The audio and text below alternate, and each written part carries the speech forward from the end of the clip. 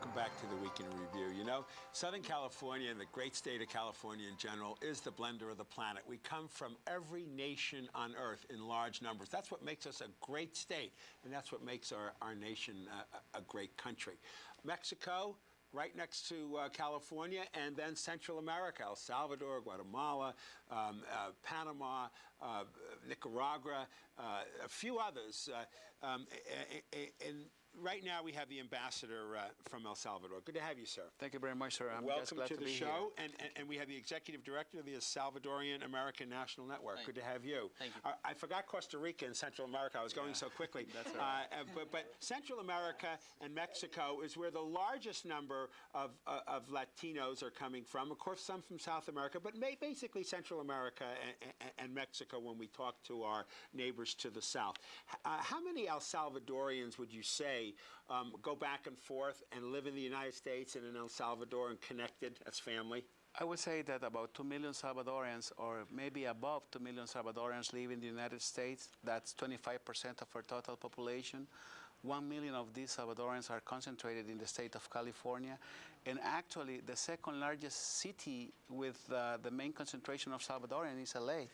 That's why Los Angeles is such an important center for our community, and that's why our government pays special attention to whatever is occurring in the United States to Salvadorans. And you know, the word pay, a lot of El Salvadorians, be they here legally or illegally, whatever their story is, make money, and they take that pay back to El Salvador, and they help build the economy in your country. Yes, sir. That's why their immigration status is of great importance for us.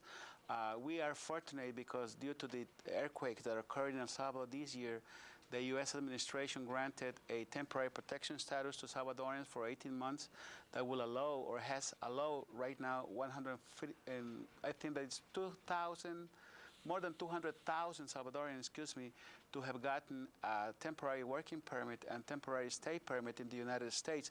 They sent back to El Salvador $1.9 billion to the Salvadoran economy. $6.7 billion in Mexico. Yes, we're the second largest. We're the second largest family remittances country after Mexico, which is about $7 billion. Well, you know, this is extraordinary, and of course we've had 9/11, and that whole issue of immigration, both legal and illegal, has put a strain on people's minds, and also has put a lot of burden on a lot of good people that are living here in California. And the Salvadorian American National Network, what is that? Okay, it's an umbrella organization that includes over 20 community-based organizations throughout the United States that are representative of all Central American organizations, including all the carecens throughout the United States. So it's the first national organization that's advocating for the Salvadoran community here and then also in El Salvador. And one of the main issues, as the ambassador was mentioning, is the immigration issue. There's over 500,000 Salvadorans that have for over 10 years been in a legal limbo, that every year they just renew their work permits, and it's a big revenue for the INS. And they haven't resolved that issue into helping them become permanent residents through the NACARA amendment, and that's what we've been advocating to the Bush administration and to the Democratic leadership. Explain that amendment. Okay, in 1997, that law was approved, the Nicaraguan Adjustment and Central American Relief Act, NACARA, but it mainly benefited Cubans and Nicaraguans, and unfortunately, it did not include Salvadorans, Guatemalans, Hondurans, and Haitians, for political reasons, of course. And now we want parity with that law, because those people were refugees. There were wars happening in Central America during the 1980s and early 90s, and they deserve to be given an opportunity to adjust their status to become permanent residents. And we were just talking that Tom DeLay, Who introduced the bill, though, again? Okay, it was Chris Smith From New and Jersey. Luis Gutierrez, a Democrat and a Republican. So we want either party to not just give lip service that they're pro-immigrant and they're going to support a general legalization.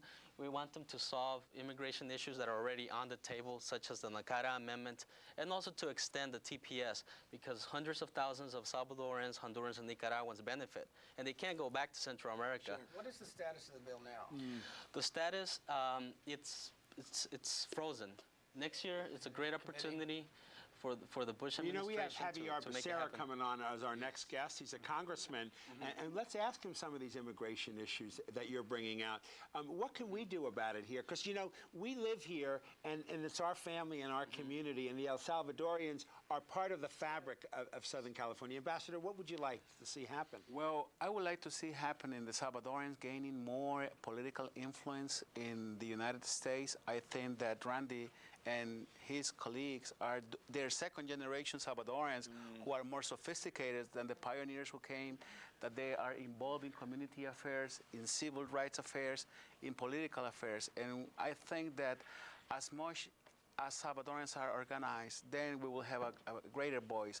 Our vision would be, for instance, in 25 years or 50 years, to become a solid community like the Jewish community or like the Irish community, who are immigrants who have been living longer in the United States, and they have such a great political, economic, and social influence in this country. And I think that with the second generation of Salvadorans, we will be able to do that.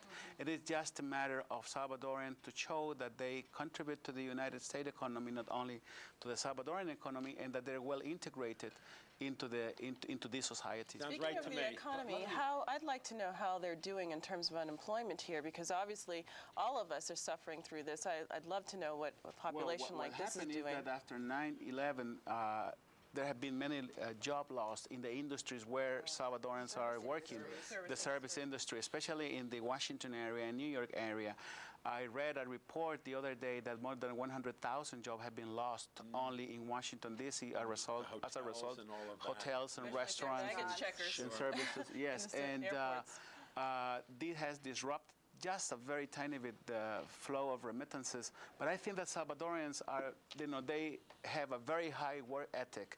They have more than 2 jobs. They work, some of them, more than 18 hours a day for them to fulfill their necessities here and yet be able to send back 13% of our total GDP and 65% of our total exports. They're willing to be flexible then. Mr. Ambassador, what we're seeing right now, since 9/11, for sure, is a kind of a reverse immigration that's going on. It's going on to Mexico. It's going on to Central America. If you talk to the people at TACA, the airline that serves most of Central America, the Salvadoran airline, they will tell you that they're selling more one-way tickets south than they ever have before. People are going back to these countries. If you look at the border, especially the El Centro sector of the Mexican border, which is always the busiest sector in terms of border apprehensions, the border apprehensions in October of this year were down 70% from the same time last year. Staggering. Is this reverse immigration going to be permanent, or how long do you think it will last, sir? Well, we hope that it's not. Our aspiration is that it will last a very short, because simply we were living in a different world before 9/11, even in terms of immigration. Immigration was in the forefront of the negotiation between Mexico and the United States.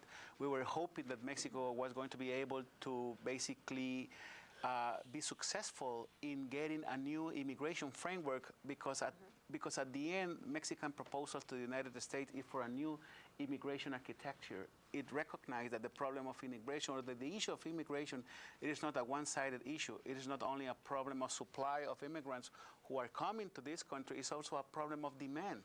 And I think that one of the most important benefits that we can get from a agreement between Mexico and the United States is that immigration we can find a market solution for immigration that dignifies immigration and make it more human.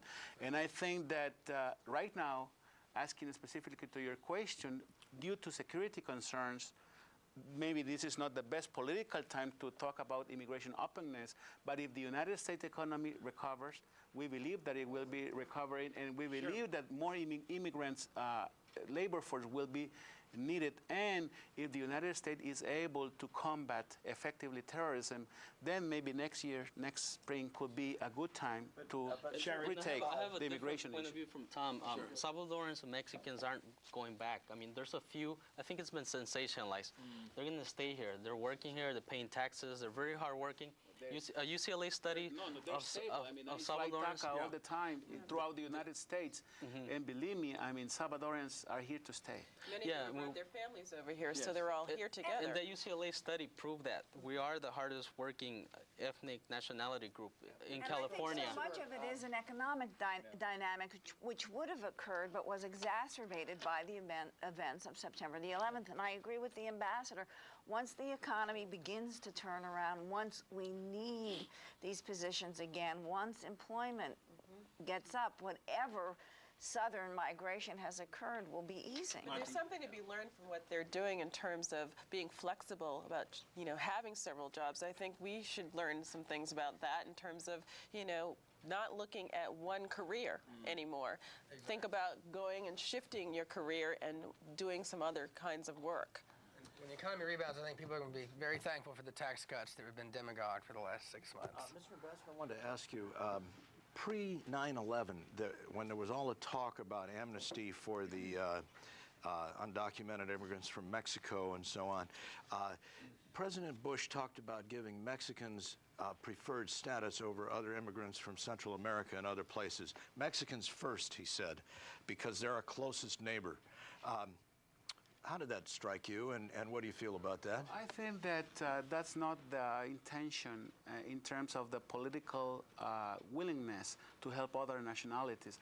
We believe that everything Mexico gains will just open the door for other nationalities, for other immigrants to get a special treatment. Salvadorians have been here since the early 1980s.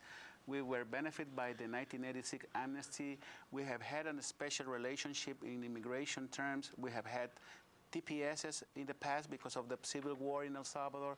We have had DEDs, we have had ABCs, and now we have again a TPS for the Salvadoran community. It's just a matter of what Randy was mentioning. means? Temporary protection status, and now it was granted to Salvadorian because of the effect of two head-to-head or back-to-back earthquakes in El Salvador. Yeah, What is your relationship with the current president right now? What is your relationship with Mr. Bush? Well, I think that our relationship with Mr. Bush is very well.